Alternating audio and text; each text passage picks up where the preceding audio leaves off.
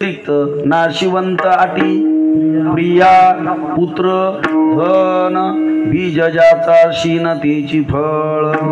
एक भगवान परमात्माच्या शिवाय बाकीचं सगळं नाशिवंत। याच्या तीन जणांची नावं घेतली। प्रिया म्हणजे पत्नी, पुत्र म्हणजे मुलगा आणि धन। धनामध्ये सुद्धा मनुष्यानं उन्मत्त न झालं पाहिजे। आपलं धन आपल्याला सुख देतंय, पण कधी आपण त्या धनातला 10वा हिस्सा परमार्थिक कार्यामध्ये लावून बघा, अनुभव घ्या आणि मग पहा आपलं धन आपल्याला कशी मजा देतं। नुसतं मिळू मिळू ठेवलेली मजा नाही।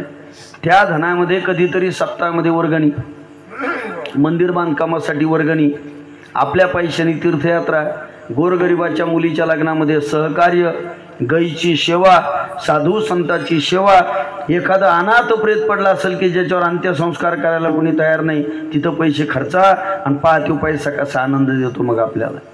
आणि नुसते जर आम्ही पैसे मिळवलेच आणि खर्चच केले नाही तर ते पैसे 4 ठिकाणी जातात। चोर दायाद आणि आगी, अधर्मे रोग संचरे अंगी। ज्याचा पैसा परमार्थात जात नाही त्याचा पैसा चोर चोरून नेतात।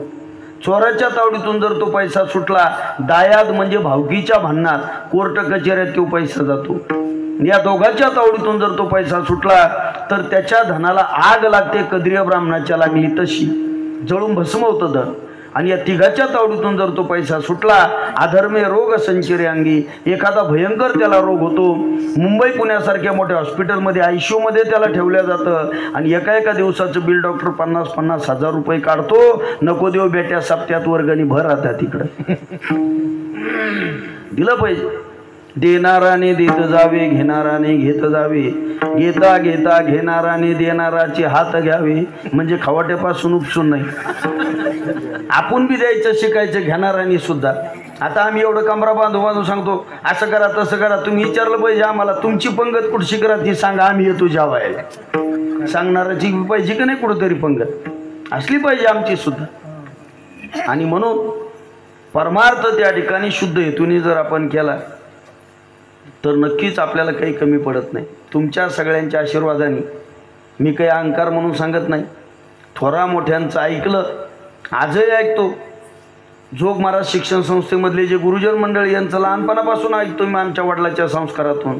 आणि कोणत्याही संस्थेमध्ये न जाता काही पाठ केली संतांची उत्तरी विश्वास आदरे धरून या। 1998ला मी पहिलं कीर्तन केलं आणि कथा गेली गावामध्ये 1998ला। आजपर्यंत माझी जी कालपर्यंतची कथा आली, रामकथा वेगळ्या, भागवत कथा 193 कथा झाल्या माझ्या भागवताच्या। आणि आता 24 तारखेपासून 194वी कथा तिथं त्या तुळजापूर पश्चिम मसला नावाचं गाव आहे, सोलापूर हायवेवर, तिथं ती कथा। हे सगळं त्या ठिकाणी, कारण अखंड भगवंताच्या त्या ठिकाणी याच्यामध्ये आणि नामचिंतनामध्ये रत भगवंताची कृपा आहे। हे आमचे बंधू सगळे दररोज स्टेटस बघतात की कुठं कुठं कार्यक्रम अखंड चालू आहे तुमच्या सगळ्यांच्या आशीर्वादाने। आणि म्हणून कुणाचंही मन न दुखवता जर परमार्थ केला ना तर तो सोपा परमार्थ आहे। म्हणून धन हे झाडाच्या सावलीसारखं आहे। या धनाचा न धरी भरवसा जैशी तरुवर छाया, याता याती न चुके जरी भोगशील काया। या हरी भजने विना तुझे जन्मजाती वाया, या लागी वैकुंठ नायकाच्या तू चिंती पारे पाया। ओम नमो भगवते वासुदेवाया। आणि म्हणून हे धन झाडाच्या सावलीसारखं आहे। आपल्याकडं जर गरिबी असेल तर माझी विनंती आहे, गरिबीमध्ये कधीच आत्महत्या करू नका आणि श्रीमंती आली तर कधीच उन्मत्त बनू नका। जमिनीवर पाय ठेवा, आपल्याला काही कमी पडणार नाही। जर संपत्ती रूपी पौर्णिमा आपल्या घरात असेल तर त्यांनी उन्मत्त व्हायचं नाही, कारण 15 दिवसांनी पुन्हा दारिद्र्य रूपी आमुष येणार आहे। आणि ज्याच्याकडे दारिद्र्याची आमुष आहे त्याने पण नाराज होऊन आत्महत्या करायची नाही, कारण पुन्हा 15 दिवसांनी श्रीमंतीची पौर्णिमा येणार आहे। संपत्ती अति पाप घडवी, उन्माद अंगी चढे, त्याहुनी गरिबी बहु बरी असे, सेवा तुझी आवडे। गर्वे जो फुगला बघोनी सदनी संपत्तीची पौर्णिमा, हे त्याने विसरू नये परिपुढे येणार आहे आम्हा विठाला.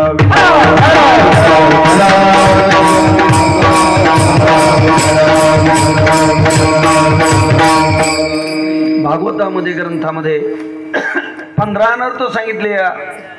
धनाच्या पाठीमाग स्थेयम हिंसा नृतम दंभ काम क्रोध स्मयो मधा भेदो वैरम विश्वास संस्पर्धा व्यसनानी च द्रव्याच्या मागे कळिकाळाचा लाग म्हणून या संग खोटा त्याचा. आणि मग आपण एकच करायचं, नाव धड करा सहस्त्र नामाची जेने भव सिंधूची थडी पावे. पलीकडच्या थडीवर जायचं ना, मग नामचिंतन रूपी नौकेमध्ये बसायचं. आणि त्या नौकेमध्ये ज्या नौकेत बसून संत गेले त्याच नौकेमध्ये आपण जर गेलो तर आपल्यालाही सुद्धा न पडे गुंता कोठे काय. मार्ग दावून गेले आधी दया निधी संतते केनेची पंथे चालू जाता न पडे गुंता कोठे काही. आणि म्हणून आपण त्या ठिकाणी त्याच मार्गाने जायचं जिथं संत उतरले पहिलं थडीवर उतरायचं. आणि ज्या नावेत आपण बसून गेलो ती नाव पुन्हा रिटर्न पाठवायची माग. कशाला? मागच्या लोकांना यायला.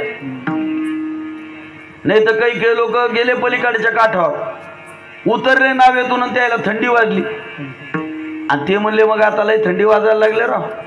ते म्हणले मग काय करा म्हणले, आपल्याकडे काढायची पेटी पण काही जळतण नाही म्हणले काही. ते म्हणले काय करा जळतण नाही, नावच फोडा ना म्हणले. देव म्हणले पेटून.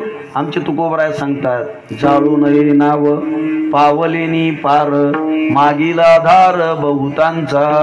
मागच्या लोकांचा तो आधार आहे म्हणून ती नाव त्या ठिकाणी तुका म्हणे नाव अंजनासाठी उदकी ठाव. तशा पद्धतीनं हजार नाव कोणते देवाचे? विष्णू सहस्रनाम. नाव धड करा, धड शब्द आहे बरं का, पण इथं फुटलेली नाही पाहिजे ती, धड पाहिजे, धड. नामचिंतन करायचं. भगवंत म्हणतात मी नामचिंतनामध्ये असतो, पण आपण ओवीकडे लक्ष देत नाही. भगवान परमात्मा अर्जुनाला सांगतात की अर्जुना मग तया पाशी पांडवा मी हरपलिया गी वसावा, पण जेथ नाम घोषू बरवा करती माझा. बरवा शब्द महत्वाचा आहे. नाही तर नामचिंतन चालू आहे पण बळच मळच नाही, आवडीनं चालू आहे. अशा ठिकाणी भगवान परमात्मा असतातच. आणि म्हणून आपला उद्धार करण्यासाठी त्या नौकेमध्ये बसून जायचं. आणि म्हणून आपल्या सगळ्याला भीती आहे काळाची, पण या देहरूपी भात्यामध्ये आम्ही रामनामांकित जर बाण भरले असतील आणि काळ जर आम्हाला घ्यायला आला तर तुम्ही त्याच्या तोंडात मारा अभंगात. तुका म्हणे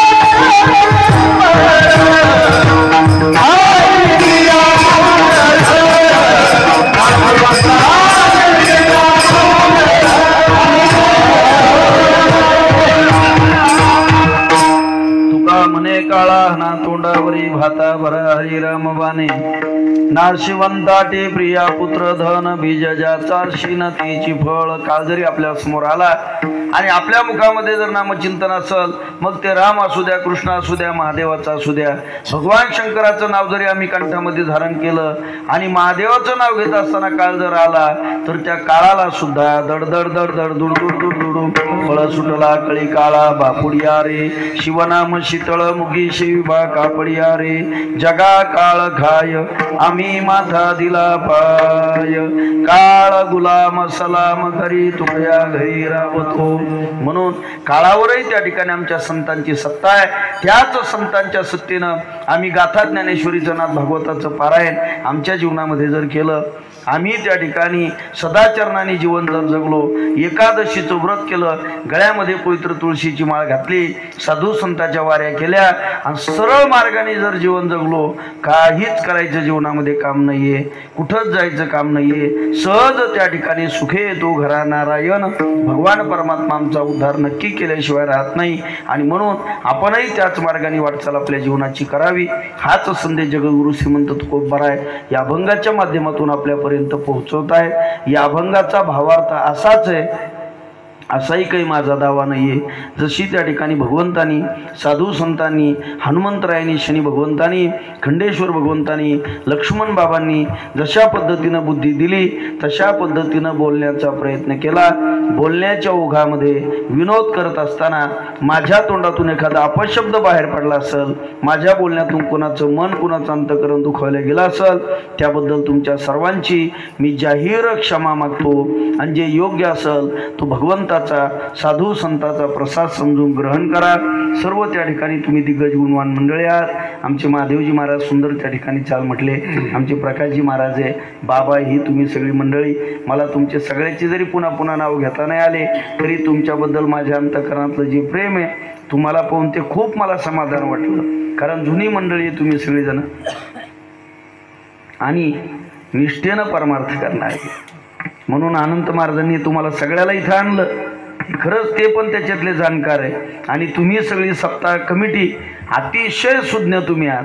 46 वर्ष या सप्ताहाचं आहे, म्हणजे 50व्या सप्ताहाकडे 51व्या सप्ताहाकडं सुवर्ण महोत्सवाकडं त्या ठिकाणी वाटचाल आपल्या सप्ताहाची चालू आहे. आणि सप्ताहाला 9 त्या ठिकाणी येते. अन्नदाते अन्नदान करताय तुम्ही. इथं केलेलं अन्नदान तुम्हाला या व्यासपीठावरून सांगतो कधीच वाया जाणार नाही, त्याचं फळ तुम्हाला मिळेल. तुम्ही जे काही इथं वर्गणी दिली असेल ती वर्गणी तुमची कधी वाया जाणार नाही. निश्चित पद्धतीने त्याचं फळ शनी महाराजांच्या आणि भगवान गोपालकृष्णाच्या, हनुमंतरायाच्या कृपेनं तुमच्या पदरामध्ये पडल्याशिवाय राहणार नाही. त्याचा अनुभव तुम्हाला स्वतःला येईल. आणि म्हणून उत्कृष्ट मृदंगाचार्य आदरणीय हरिभक्तीपरायण युवराजजी महाराज असतील, आदरणीय हरिभक्तीपरायण कृष्णा महाराज, ही सर्व त्या ठिकाणी मंडळी अतिशय जाणकार आहे. मागच्या 2 वर्षापासून या तुम्ही सगळ्या सप्ताह समितीच्या वतीनं इथं त्या ठिकाणी भगवान परमात्माची रामप्रभूची कथा मला त्या ठिकाणी करण्याची तुम्ही संधी देता. मलाही आनंद वाटतो.